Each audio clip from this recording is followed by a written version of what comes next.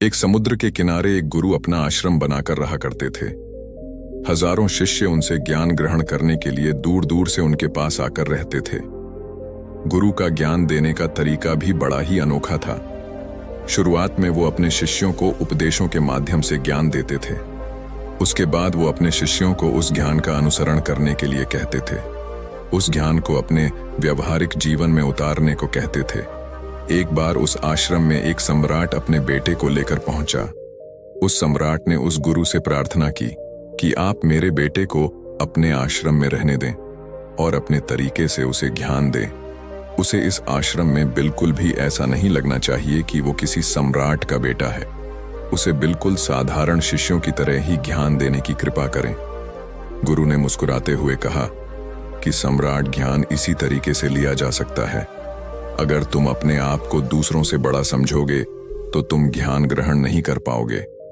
अगर तुम्हें ज्ञान ग्रहण करना है तो तुम्हें दूसरों की तरह अपने आप को साधारण समझना होगा। यही ज्ञान ग्रहण करने की सबसे पहली सीढ़ी होती है। तुम निश्चिंत रहो, आज से तुम्हारे बेटे की जिम्मेदारी मेरे कंधों पर रहेगी। ये कहकर गुरु सम्राट के बेटे को अपने साथ लेकर समुद्र के किनारे टहलने के लिए निकल गए। आश्रम के बाकी सभी बच्चे उस सम्राट को देख रहे थे। सम्राट अपने बेटे को अपने रथ पर बिठाकर लाया था, जिससे सभी बच्चे समझ गए थे कि ये लड़का सम्राट का बेटा है। इसी वजह से आश्रम के सभी बच्चे सम्राट के बेटे की तरफ आकर्षित हो गए थे और आश्रम के सभी बच्चे उस सम्राट के बेटे को बहुत ध्यानपूर्वक देखा करते थे। जब गुरु सम्राट के बेटे को लेकर समुद्र पर टहल रहे थे तो सम्राट का बेटा अचानक फूट फूट कर रोने लगा, क्योंकि अभी वो सिर्फ 12 वर्ष का था और 12 वर्ष की आयु में उसके पिता उसे अपने से दूर छोड़कर चले गए थे। ये सदमा वो बच्चा सहन नहीं कर पा रहा था। वो नहीं समझ पा रहा था कि उसके पिता उसकी भलाई के लिए उसे उस गुरु के पास छोड़कर गए हैं। उसे रोते हुए देखकर गुरु ने कहा कि बेटा, मैं तुम्हें चुप नहीं करूंगा। हो सकता है कि आज मैं तुम्हारे आंसू पोंछ दूं, लेकिन कल तुम फिर अपने आप को अकेला पाओगे। याद रखना, जीवन में इंसान अकेला आता है और अकेला ही जाता है। जितनी जल्दी जो इंसान इस बात को समझ लेता है, वो उतनी जल्दी आत्मज्ञान के रास्ते पर निकल पड़ता है। गुरु ने अपनी बात आगे बढ़ाते हुए कहा कि जो इंसान अकेला रहना सीख लेता है, वही खुद से प्यार कर पाता है, और जो खुद से प्यार करना जानता है वो किसी के भी जाने का अफसोस नहीं करता, क्योंकि वो खुद से ही प्यार करता है। धीरे धीरे तुम आश्रम के माहौल में ढल जाओगे। शुरुआत में तुम्हें समस्या आ सकती है, लेकिन कुछ दिनों के बाद तुम इसे आत्मसात कर लोगे। उसके बाद तुम्हें यही जगह बहुत अच्छी लगने लगेंगी। ये जगह तुम्हें अपनी महल जैसी लगने लगेंगी। संध्या हो चली थी। समुद्र के दूसरे छोर पर सूरज छिपने लगा था और अपनी लालिमा पूरे आसमान में बिखेर रहा था। बड़ा ही सुंदर दृश्य था और गुरु शिष्य को अपने साथ लेकर आश्रम में वापस लौट आए। उस शिष्य को भी थोड़ी सांत्वना मिली, क्योंकि गुरु की आंखों में एक अभूतपूर्व शांति झलक रही थी। और जब हम किसी एकांतवासी गुरु की आंखों में वो शांति देख लेते हैं तो हमारे हृदय से भी सारा भार हट जाता है। मन एकदम निर्मल हो जाता है। जब सम्राट का बेटा रात्रि का भोजन करने के लिए भोजन कक्ष में पहुंचा तो आसपास के सभी शिष्य उसके पास आने लगे। उन सभी को पता था कि ये सम्राट का बेटा है और अगर हम इससे दोस्ती कर लेते हैं तो उससे हमारा बहुत फायदा होने वाला है। यही सोचकर आश्रम के ज्यादातर ने उसे घेर लिया था। बस कुछ बच्चे जो अकेले रहने का महत्व समझते थे, जो दिखावे में विश्वास नहीं करते थे, वो उस सम्राट के बेटे के पास जाने की बजाय अपना पूरा ध्यान खाने पर लगा रहे थे और एकांत में बैठकर अपना भोजन कर रहे थे। कुछ दिनों के बाद सम्राट के बेटे की आश्रम के ज्यादातर बच्चों के साथ दोस्ती हो गई। अब वो आश्रम में उन बच्चों के साथ घूमता, उन्हीं के साथ अपना ज्यादातर समय बिताता। आखिरकार सम्राट का बेटा था, सुख सुविधाओं में पला बड़ा था। आसपास बहुत से दास औरत आसिया होते थे। आसपास अपने मित्रों से घिरे होना वही दिनचर्या उसने इस आश्रम में भी अपना ली थी। ऐसा नहीं था कि गुरु को यह सब पता नहीं था, पर गुरु उसे अलग तरीके से ज्ञान देना चाहते थे। बच्चों को ज्ञान आप उपदेश देकर नहीं दे सकते, उन्हें साक्षात्कार कराना पड़ता है। उसके बाद उन्हें वो बात समझ आती है जो आप समझाना चाहते हैं। गुरु को ये बात पता थी कि अगर मैं इसे बोलकर बताऊंगा तो ये कभी समझ नहीं पाएगा। मुझे ऐसे दिखाना पड़ेगा, इसे एहसास कराना पड़ेगा कि अकेले रहने से ही तुम अपनी शक्तियों को जान पाओगे। ये सीख देने के लिए गुरु एक दिन उस शिष्य को अपने साथ एक पहाड़ी की चोटी पर ले गए। पहाड़ी पर पहुंचकर गुरु ने उस शिष्य से कहा कि अब तुम्हारा ज्ञान पूरा हो चुका है, बस एक आखिरी रात तुम्हें यहाँ पर बितानी होगी। उसके बाद अगले दिन शाम को मैं तुम्हारे राजमहल में तुमको पहुंचा दूंगा। वो बच्चा तो ये सुनकर बहुत खुश हो गया कि अब मैं वापस अपने राजमहल चला जाऊंगा। फिर से मेरे दास और दासियां, सारी भोग की वस्तु ये मेरे पास होंगी। उस शिष्य ने गुरु से पूछा कि गुरुजी, मुझे आज रात आप यहाँ पहाड़ी पर क्यों छोड़ रहे हैं? आखिर मुझे कौन सा आखिरी ज्ञान यहाँ से मिलेगा? गुरु ने मुस्कुराते हुए कहा कि यहाँ पर चट्टान के पीछे तुम्हें छिप कर बैठना होगा। यहाँ पर रोज रात को एक बाज जाता है। तुम्हें उस बाज को देखना है, बड़ी गौर से देखना है, हर गतिविधि देखनी है। और उस बाज को देखने के बाद अगले दिन अगर तुम उस बाज की खूबियां मुझे बता पाए तो मैं तुम्हें तुम्हारे राजमहल वापस भिजवा दूंगा। और हाँ, सुबह आने से पहले एक बात पर और ध्यान देना है। एक चरवाहा यहाँ पर अपनी भेड़ों को चराने के लिए आता है। तुम्हें उन भेड़ों की गतिविधियां भी देखनी है। याद रखना, बाज की गतिविधि रात को और भेड़ों की गतिविधि सुबह। अगर तुम दोनों की गतिविधि ध्यान से देखकर मुझे बता पाए तो तुम इस आश्रम से हमेशा के लिए आजाद हो जाओगे। तुम्हारा ज्ञान पूरा हो जाएगा। मैं तुम्हारे पिता को कह दूंगा कि ये बच्चा हमारे आश्रम का सबसे ध्यानी बच्चा है। ये कहकर गुरु अपने आश्रम में वापस लौट आए और वो बच्चा वहीं पर उस चट्टान के पीछे खड़ा हुआ उस बाज का इंतजार करने लगा।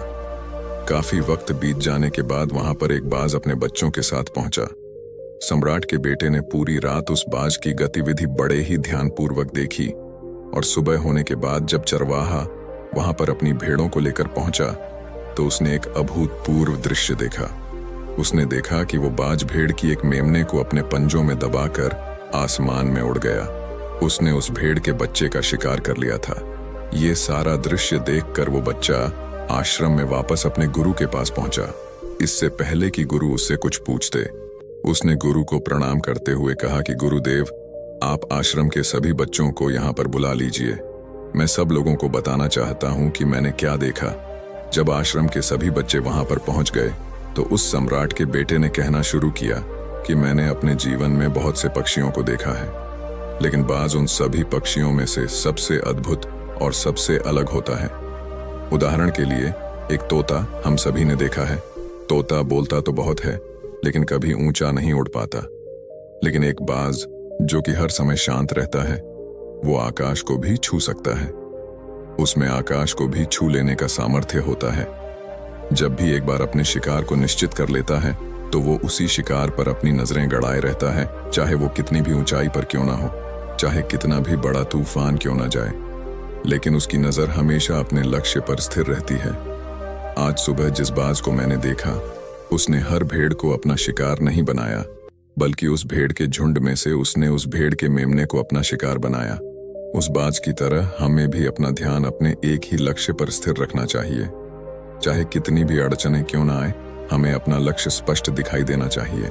10-20 अलग अलग लक्ष्यों में अपनी ऊर्जा बर्बाद करने की बजाय हमें किसी एक लक्ष्य पर पूरी एकाग्रता के साथ ध्यान देना चाहिए। तीसरी बात जो मैंने उस बात से सीखी और जो हम सभी को सीखनी चाहिए, वो ये है कि बाज कभी भी दूसरे पक्षी के साथ नहीं उड़ता, वो हमेशा आकाश में अकेला उड़ता है। इससे हमें ये सीख लेनी चाहिए कि हमें कभी भी छोटी सोच वाले लोगों के साथ नहीं रहना चाहिए। आखिरकार हम भी वही बन जाते हैं जिनके साथ हम रहते हैं। इसीलिए या तो बड़ी सोच वालों के साथ रहो या फिर अकेले रहो, क्योंकि जब हम अकेले रहते हैं तभी हम खुद की ताकत और खुद की कमजोरियों को जान पाते हैं। कमजोरियों को जानकर उनको दूर कर सकते हैं और अपनी ताकत को जानकर उसका सही इस्तेमाल कर सकते हैं। लेकिन वो तभी संभव होगा जब हम अकेले रहना सीखेंगे। चौथी सीख जो हमें एक बाज से लेनी चाहिए कि एक बाज हमेशा अपनी सीमाओं से ऊपर उठकर उड़ता है। जब तूफान आता है तो हर एक पक्षी अपने घोंसले की तरफ भागता है, खुद को छुपाने की जगह ढूंढता है, लेकिन बाज ऐसा कुछ भी नहीं करता। वो खुद की सीमाओं को तोड़कर बादलों से भी ऊपर उड़ने का प्रयास करता है। हवाएं उसे थपेड़े मारती हैं, पंख उसके बाहरी हो जाते हैं, पानी और धूल की वजह से उसे कुछ दिखाई नहीं देता, लेकिन वो फिर भी आसमान की तरफ उड़ता रहता है और अंततः बादलों से भी ऊपर निकल जाता है और वहां तब तक उड़ता रहता है जब तक मौसम ठीक नहीं हो जाता। अपनी सीमाओं को सिर्फ इसलिए तोड़ पाता है क्योंकि वो समस्या के आने पर उससे घबराता नहीं है, उसे डर कर बचने का प्रयास नहीं करता, बल्कि एक सकारात्मक नजरिए के साथ उसका सामना करता है। जीवन में चाहे कितनी भी अड़चनें क्यों ना आए, हमें उन अड़चनों से लड़ना चाहिए, न कि उनसे डर कर कहीं छुप कर बैठना चाहिए। बहादुर तो वो लोग होते हैं जो तूफानों से टकरा जाते हैं, कायर तो अपने घर में, अपने घोंसले में अपनी जगह ढूंढ कर बैठ जाते हैं। पांचवी बात जो हम एक बात से सीखनी चाहिए कि बाज कभी भी अपने घोंसले में घास के कोमल तिनके नहीं रखता। जो तिनके एक कोमल होते जाते हैं वो उन्हें निकाल कर फेंकता रहता है। उसी तरह चाहे कितनी भी आरामदायक जिंदगी आपको मिली हो, लेकिन उस आराम से ऊपर उठकर अपने आलस्य को तोड़कर जीवन में मेहनत करते रहना चाहिए। जीवन में पसीना बहाना चाहिए, शारीरिक मेहनत करनी चाहिए। अपने घोंसले से कोमल तिनके उठाकर फेंक दो और आज ही अपने आलस्य को तोड़कर निकल पड़ो। हर दिन अपने आप को चुनौतियां दो, हर दिन मुश्किलों से लड़ो, क्योंकि वही मुश्किलें तुम्हें मजबूत बनाएंगी। जंगल के राजा शेर को भी झुंड बनाकर शिकार करते हुए देखा जा सकता है, लेकिन बाज हमेशा अकेला शिकार करता है, क्योंकि वो जानता है कि भीड़ हौसला तो देती है मगर साहस छीन लेती है। आदमी को हमेशा अकेले ही आगे बढ़ना होता है। यही कारण होता है कि वो जल, थल और नभ सभी जगहों पर अपने शिकार का परचम लहरा सकता है। बाज की उम्र लगभग 70 साल की होती है, लेकिन 40 साल में ही उसका शरीर बूढ़ा हो जाता है। नाखून उसके पैरों में ढंसने लगते हैं, पंख उसके शरीर में चिपक जाते हैं, उसकी चोंच मुड़ जाती है, उसका शरीर भारी हो जाता है। ऐसी स्थिति में शिकार करना तो क्या, उड़ने की भी हालत नहीं रहती उसकी। ऐसे में उसके पास सिर्फ 2 विकल्प होते हैं। पहला, या तो वह खुद की इस अवस्था को स्वीकार कर लें और भूखा प्यासा मर जाए, या किसी दूसरे जानवर का शिकार बन जाए। और दूसरा विकल्प ये होता है कि वो 6 महीने एक बहुत ही दर्दनाक प्रक्रिया से गुजरे और खुद को फिर से पहले जैसा मजबूत बना लें। लेकिन बाज तो बाज है, वो दूसरा विकल्प चुनता है। इसके लिए वो खुद को एक बहुत ही ऊंचे पहाड़ पर ले जाता है, जहां वो पहले अपनी सोच से अपने सारे पंख खींच खींच कर उखाड़ देता है और फिर चट्टान पर पैर मार मार कर अपने पंजे तोड़ देता है। उसके बाद उसी चट्टान पर अपनी चोंच को पटक पटक कर तोड़ देता है और इस लहूलुहान अवस्था में खुद को दूसरे जानवरों से छुपाता फिरता है। अगले 6 महीने तक वो इसी दर्दनाक प्रक्रिया से गुजरता है और इंतजार करता है नए चोंच, नए पंख और नए पंजों का। तब फिर वो अपनी नई जिंदगी शुरू करता है और निकल पड़ता है अपने शिकार पर और अगले 30 सालों तक फिर से राज करता है। इसीलिए समय आने पर हमें भी अपनी पुरानी आदतों को छोड़ना पड़ता है और कुछ नया सीखना पड़ता है। समय के साथ बदलना पड़ता है, अपने आप को तैयार करना पड़ता है, वरना हमारा भी शिकार हो सकता है, हम भी पीछे रह सकते हैं। इसके बाद सम्राट के बेटे ने भेड़ों की विशेषता बताते हुए कहा कि भेड़ हमेशा झुंड में चलती हैं।